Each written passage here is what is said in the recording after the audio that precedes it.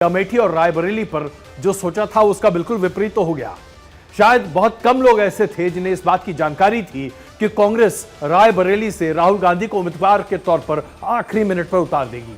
यह मतदान 20 मई को होना है, लेकिन पर्चा भरने की आज आखिरी तारीख थी और आज सुबह सुबह पूरा गांधी परिवार फ्लाइट से पहुंचा और वहां पर मतदान करने की पूरी प्रक्रिया, जो नॉमिनेशन की प्रक्रिया है, उसे पूरी की गई और उसके आधार पर अब यह तय हो गया है कि रायबरेली से राहुल गांधी ही उम्मीदवार होंगे।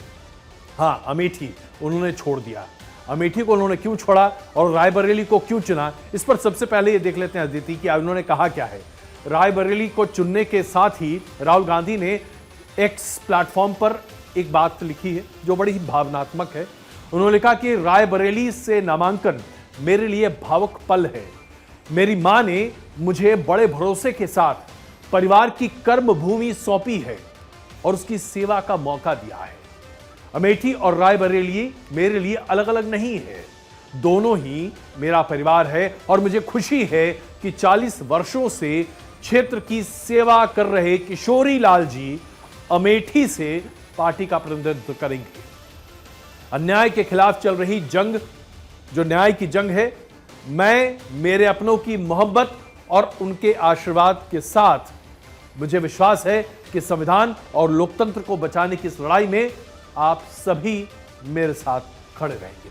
यानी एक भावनात्मक अपील के साथ राहुल गांधी ने यहां अपनी टिप्पणी की है। तो अदिति, सबसे पहले छोटी टिप्पणी आपकी यहां पर, इसका क्या अंदाजा लगाती हैं आप? देखिए, सोची समझे तरीके से ये प्लान किया गया है और जो बाहर बातें आई हैं वो भी सोच समझ के ही बाहर भेजी गई हैं। ये कांग्रेस, पुरानी वाली कांग्रेस स्टाइल में ये काम किया गया है और शुरू से था कि सरप्राइज दिया जाएगा और ये सरप्राइज आ गया। लेकिन एक छोटी बात यह है कि जब राजस्थान से राज्यसभा गई थी सोनिया गांधी, उस समय एक चिट्ठी लिखी थी, ऐसी भावनात्मक चिट्ठी, और वो हर घर पहुंची थी और उसमें लिखा गया था कि मैं आपसे नाता नहीं तोड़ूंगी। और ये वो पल है जब उन्होंने अपना वादा पूरा किया। राहुल को भी यही कहा था कि मैं वहां पर वादा करके आई हूं और उस वादे को तुम निभाओगे। वही वादा राहुल निभा रहे हैं। तो वादा यहां पर निभाया जा रहा है, लेकिन इसमें एक लाइन है जो मुझे बहुत ही ज्यादा इंटरेस्टिंग लग रही है, उस पर हम थोड़ी सी चर्चा आगे करेंगे, और वो ये कि मैं अपनी परिवार की थाती को संभालने के लिए सामने खड़ा हुआ। देखिए, ये बहुत महत्वपूर्ण बात है, इसी में गुड़ छिपा हुआ है। लेकिन जैसे ही राहुल गांधी ने अपने नामांकन को रायबरेली से किया, जाहिर सी बात है स्मृति ईरानी, जिन्होंने 2019 में अमेठी से राहुल गांधी को 55,000 वोटों से हराया था, उनका स्पष्ट मानना था कि अमेठी छोड़कर राहुल गांधी भाग गए हैं। सिर्फ स्मृति ईरानी ही नहीं, प्रधानमंत्री नरेंद्र मोदी और भारतीय जनता पार्टी के तमाम नेताओं ने जिस कड़े अंदाज में राहुल गांधी के बारे में ये टिप्पणियां की हैं, वो अपने आप में बहुत कुछ कह जाती हैं। सबसे पहले उनकी टिप्पणियां। उनके सारे चेले चपाटे कह रहे थे अमेठी आएंगे, अमेठी आएंगे, लेकिन अमेठी से भी इतना डर गए, इतने डर गए, वहां से भागकर अब रायबरेली में खोज रहे हैं रास्ता। ये लोग घूम घूम कर सबको कहते हैं डरो मत। मैं भी आज उन्हें कहता हूं और बड़े जी भर के कहता हूं, अरे डरो मत, भागो मत।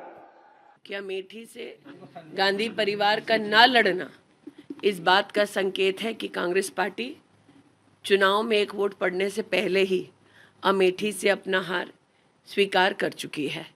क्योंकि अगर उन्हें लगता कि यहाँ जीत की कोई भी गुंजाइश है तो वो यहाँ से लड़ते, अपने प्रॉक्सी को ना लड़ाते।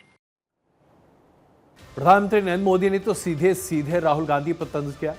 स्मृति ईरानी ने भी गांधी परिवार के नाम के साथ तंज कसा और हर कोई यही चर्चा कर रहा है। खास करके जब आप भारतीय जनता पार्टी के सर्किट की बात करें तो लोग ये मान रहे हैं कि राहुल गांधी को लग रहा था कि मुकाबला काफी कड़ा है और इसी वजह से राहुल गांधी ने अमेठी के बजाय रायबरेली को पसंद किया और वो भी आखिरी मिनट पर कांग्रेस पार्टी ने इस बात की घोषणा की। अब आखिरकार क्या स्थिति है, जरा इसके कुछ तथ्य आपके सामने रख देते हैं। 2009 के बाद से अमेठी में कांग्रेस का वोट शेयर लगातार कम हो रहा था। पिछले चुनाव में के मुकाबले 2014 में जो वोट शेयर वो 25% गिरा, 46.7% था। हालांकि 2014 में राहुल गांधी ने अमेठी से जीत हासिल की थी। 2019 में भारतीय जनता पार्टी को 49.70% वोट शेयर मिला, जबकि राहुल गांधी को 45.90% वोट शेयर मिला। हार के बाद राहुल गांधी ने वायनाड का रुख किया, जहां से उन्हें सांसदी का एक मौका मिला। उन्होंने दोनों सीट से चुनाव लड़ा था, अमेठी हारे, वायनाड जीते और इस बार 2024 में वायनाड से चुनाव लड़ चुके थे। ऐसी बहुत खबरें आ रही थी कि वायनाड से चुनाव लड़ चुके हैं, वहां की जनता को किसी तरह का धोखा नहीं देना चाहते, उन्हें ठगना या फिर छलना नहीं चाहते, इसलिए राहुल गांधी अमेठी या रायबरेली से चुनाव नहीं लड़ेंगे। लेकिन हम आपके सामने कुछ तथ्य रखते हैं और फिर अदिति और हम इस पर डिस्कशन करके आपके सामने उसकी बारीकियां रखेंगे। सबसे पहले रायबरेली क्यों? रायबरेली इसलिए क्योंकि सबसे पहला गांधी और नेहरू परिवार का पुराना नाता रायबरेली से रहा है। फिरोज गांधी यानी कि राहुल गांधी के दादा यहां पर सांसद थे। इंदिरा गांधी ने भी रायबरेली को अपनी सीट माना। सोनिया गांधी, उनकी मां, लगातार रायबरेली से चुनाव जीतती आई हैं। स्थानीय लोगों में यह भावनात्मक जुड़ाव है और अभी अमेठी के मुकाबले गांधी परिवार को यहां पर उतनी बड़ी एंटी इनकम्बेंसी नहीं झेलनी पड़ रही है। इसके साथ साथ कैंपेन करने के लिए महज 12 या 15 दिन हैं, इससे ज्यादा कैंपेन करने का मौका नहीं है। और इस सीट पर याद कीजिएगा, प्रियंका गांधी लगातार सोनिया गांधी के कैंपेन को आगे बढ़ाती रही है रायबरेली पर। इसलिए अगर राहुल गांधी खुद वहां पर मौजूद नहीं होते, जो कि होंगे नहीं, उन्हें देश भर में प्रचार करना है, तो उनकी कमान कौन संभालेगा? प्रियंका गांधी। और प्रियंका गांधी को इस बार चुनाव के मैदान में फिर नहीं उतारा गया। अब इसके पीछे भी अलग कहानी है, लेकिन फिर कभी और। तो अदिति, रायबरेली चुन लिया गया। हमारे हिसाब से, जब मेरे हिसाब से था, मैंने अभी सामने बातें रखी कि मुझे लगता है कि इस सीट पर बहुत ज्यादा मेहनत नहीं करनी पड़ेगी और हो सकता है कि रास्ता आसान हो सकते हैं। आपको क्या लगता है? देखिए सर, बिंदुवार पहला सोनिया गांधी यानी मां का जो प्रॉमिस था उसे राहुल को पूरा करना था। दूसरा, भले ही प्रियंका गांधी चुनाव नहीं लड़ रही, लेकिन अगर रायबरेली सीट कांग्रेस के खाते में आती है तो भाई और बहन दोनों ही लोकसभा जाएंगे। ये बात पार्टी के अंदर और परिवार के अंदर तय हो चुकी है। दूसरी बात है कि प्रियंका गांधी का चुनाव पहली बार में नहीं लड़ रहा। वो बहुत सारी वजह हैं कि वो स्ट्रेटेजिक तरीके से लड़ना चाहती थी, 6 महीने से तैयारी करना चाहती थी, तो एक अलग मुद्दा है। और वो देश भर में प्रचार करना चाहती है, क्योंकि वो मंगलसूत्र के मामले में जब वो मोदी को जवाब देती है तो उसका इंपैक्ट ज्यादा पार्टी को लगता है, नजर आता है। अब बात है नेशनल पर्सपेक्टिव की।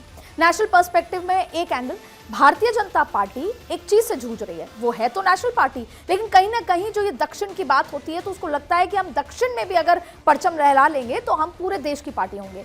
ये चीज कांग्रेस अभी तक नहीं जूझ रही थी, लेकिन अगर वो रायबरेली और अमेठी से चुनाव नहीं लड़ती तो देश में एक मैसेज जाता कि उत्तर कांग्रेस ने छोड़ दिया है, गांधी परिवार ने छोड़ दिया है, वो दक्षिण की तरफ जा रहे हैं। ये एक बड़ा मैसेज नेशनल पर्सपेक्टिव से वो नहीं देना चाहती थी। वो ये बताना चाहती थी कि हम जितने दक्षिण में हैं उतने ही उत्तर में, हम पूरे देश की पार्टी अभी भी हैं। बिल्कुल आती, इसमें एक लाइन और मैं जोड़ देता हूं।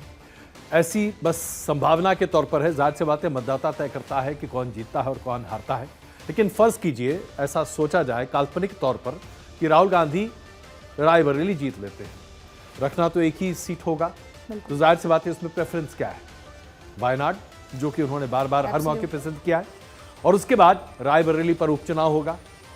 उपचुनाव में नामांकन किसका किया जा सकता है? बहुत ही आसान होगा कि वहां पर प्रियंका गांधी को उतार दिया जाए, जैसा कि भी आपने कहा।